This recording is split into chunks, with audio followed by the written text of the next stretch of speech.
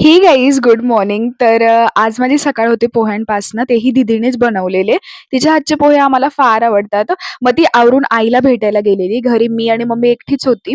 दुपारी ही छोटीशी फॅन मला भेटायला आली होती, की "दीदी मी तुझे व्लॉग वगैरे बघते." ही आमच्या शेजारीच राहते आणि हिची मम्मीही आली होती मम्मीला भेटण्याकरिता. मग मी त्यांच्यासाठी चाय वगैरे ठेवला आणि मग मी दुपारून स्टडी वगैरे सगळं आवरलं. कारण 2 दिवसाच्या सुट्ट्या म्हटल्यावर आम्हाला काही थोडं प्रेशर नाही देत. खूप सारं लिहायला पण लावतात. तर मग जे पण रिटर्न वर्क होतं मी ते संपवलं आणि मग संध्याकाळी मम्मीला दवाखान्यात घेऊन जायचं होतं. मध्येच आम्ही थोडीशी शॉपिंग पण केली. दीदीला क्लचर्स वगैरे घ्यायचे होते, मग ते घेतले. बाय द वे आज रक्षाबंधन आहे, पण आमच्यामध्ये शनिवारी भावाला नाही ओवाळत. म्हणून आम्ही रक्षाबंधन संडेला सेलिब्रेट करणार आहे, म्हणजेच उद्या सेलिब्रेट करणार आहे.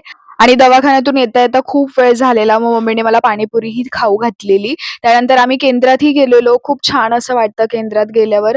उद्याचा व्लॉग खूप बघण्यासारखा असेल, कारण माझी अर्धी फॅमिली म्हणजे आम्ही जात असतो मामाकडे. खूप छान असं वाटतं. त्यानंतर आल्यावर मला स्वयंपाकही करायचा होता. मग मी पटापट स्वयंपाक केला. That's it for today. Thank you for watching. भेटूयात उद्याच्या व्लॉगला.